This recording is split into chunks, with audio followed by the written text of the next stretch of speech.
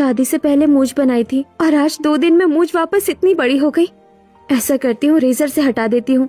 फिर रिद्धिमा बाथरूम से आकर रेजर उठाती है। वहीं दूसरी तरफ विकास घर आता है। रिद्धिमा कहाँ है? फिर रिद्धिमा को ढूंढते हुए विकास बाथरूम में आता है। ये क्या, इतनी बड़ी मूंछ और दाढ़ी? कल तो इतनी नहीं थी। रिद्धिमा, मुझे सब सच सच बताओ। मुझे 12 साल की उम्र से ही मूंछ आती है और हर 2-3 दिन में ऐसे बढ़ जाती है। हे भगवान, इस तरह मैं तुम्हें अपने घर वालों से कैसे मिलवाऊंगा?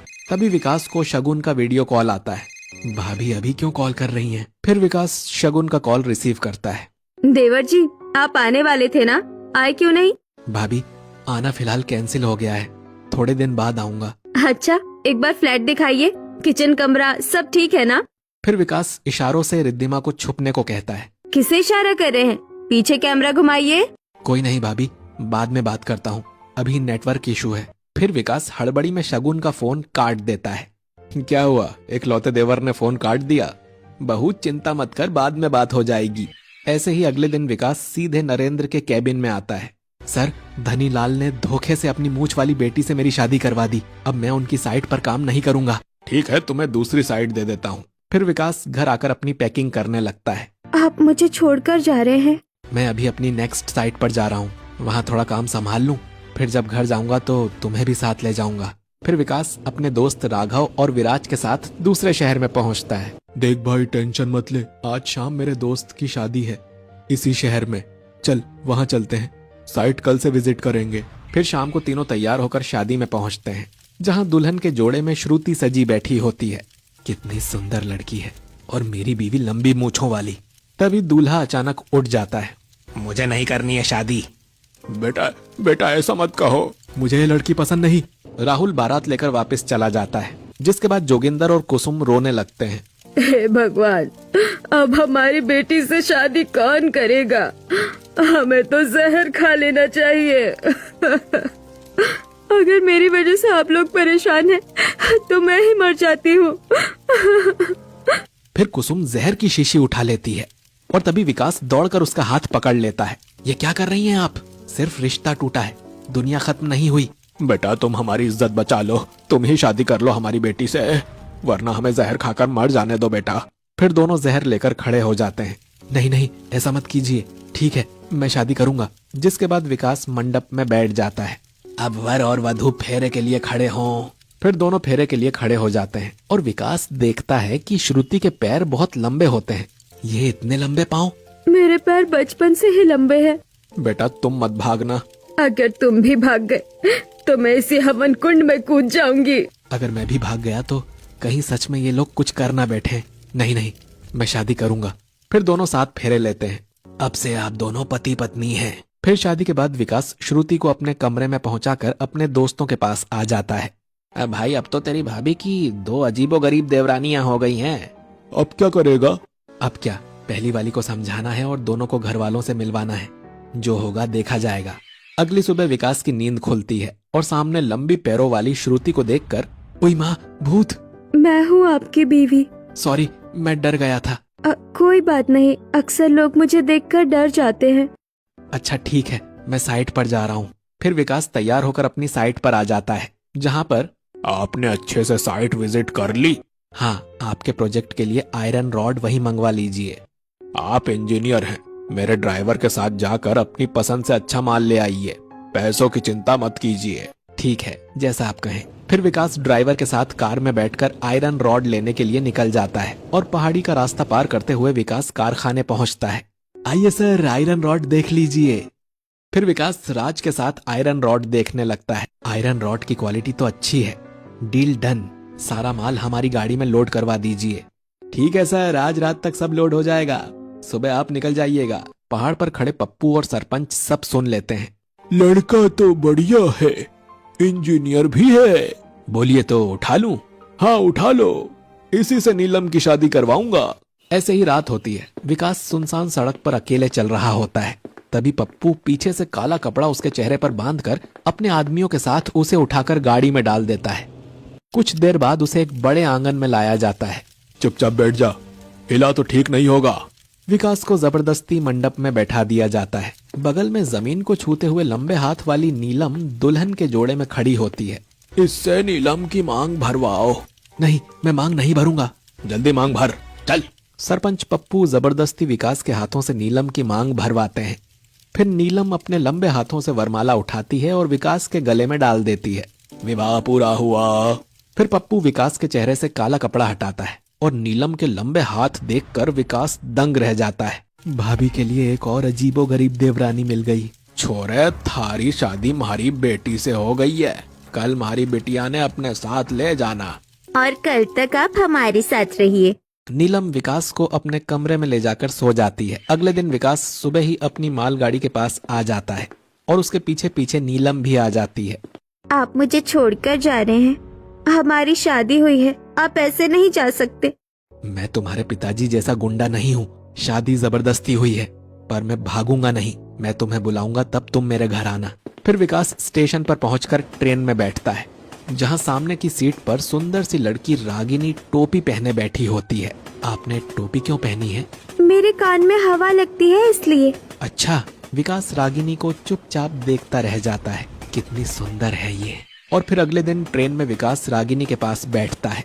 आप मुझे बहुत सुंदर लगी, क्या हम बात कर सकते हैं? हाँ। आपका फोन नंबर मिल सकता है? हाँ, क्यों नहीं। फिर नंबर लेकर दोनों अपने अपने स्टेशन पर उतर जाते हैं।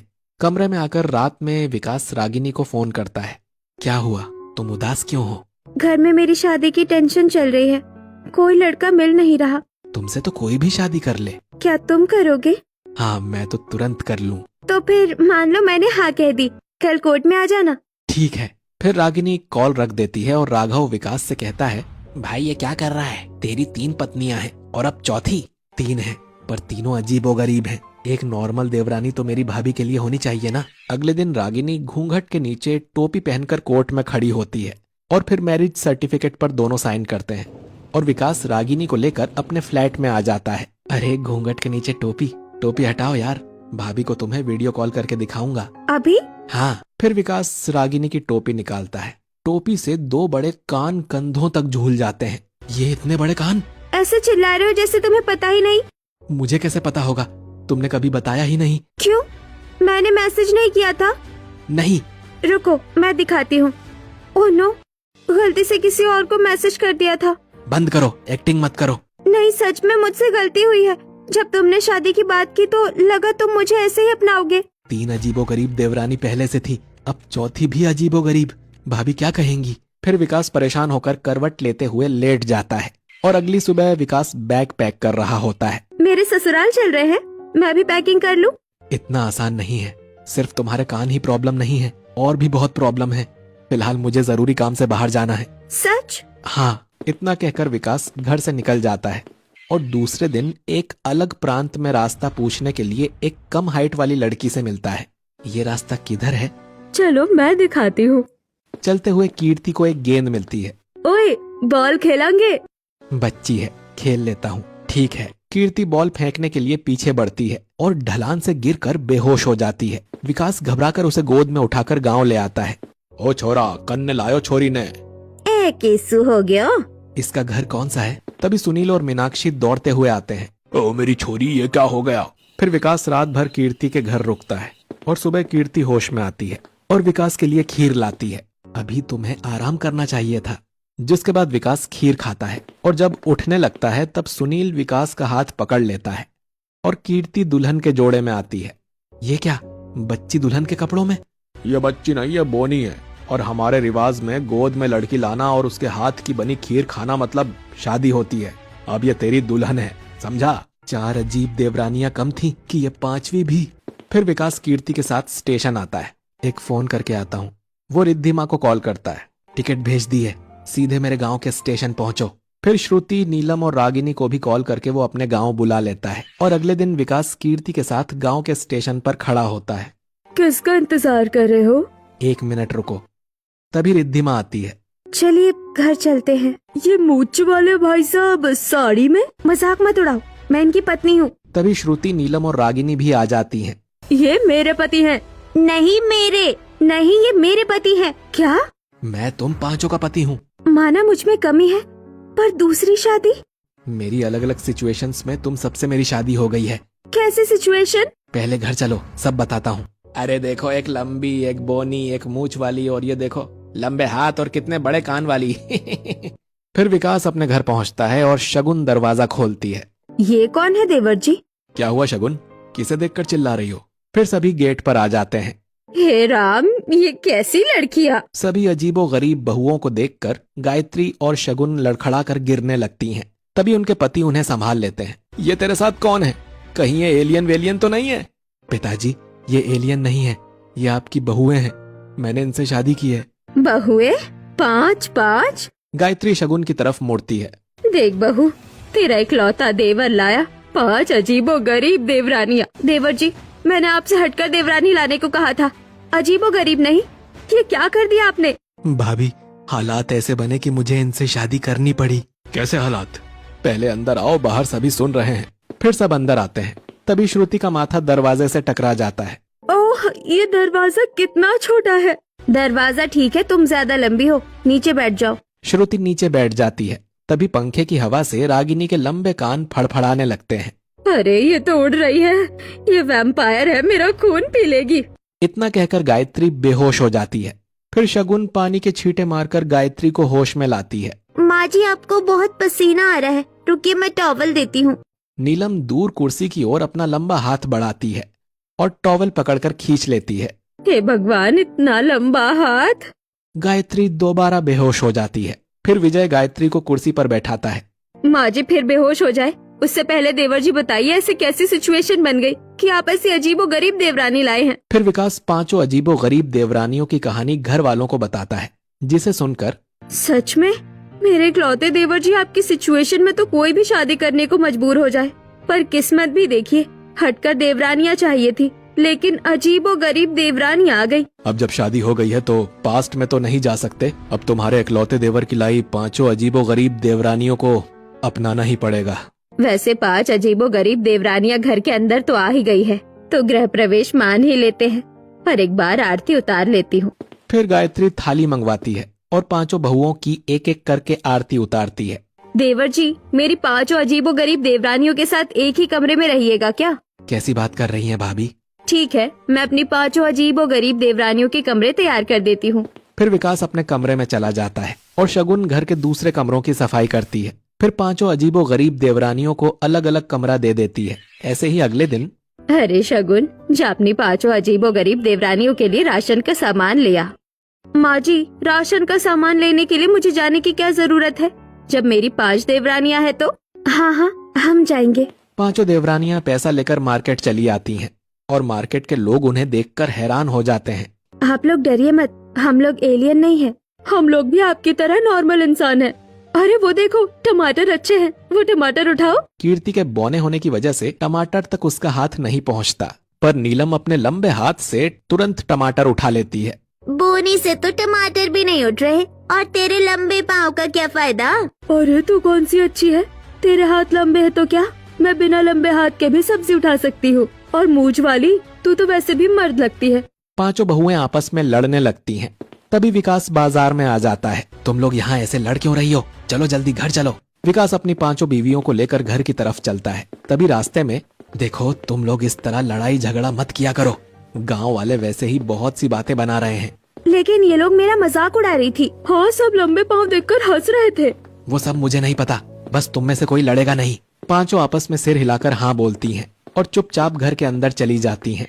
फिर अगली सुबह गांव में हल्ला मच जाता है कि रात को चोरी हो गई। अरे पाटिल के घर में बहुत बड़ी चोरी हो गई, गहने पैसे सब ले गया चोर। बड़ा नौसपिटा चोर है, गरीबों को भी नहीं छोड़ता। ये सारी बातें शगुन सुन लेती है। सच में ऐसे चोरों को तो शर्म आनी चाहिए, चोरी करना बहुत गलत बात है। हाँ, मेहनत की कमाई यूं ही उठा ले जाता है।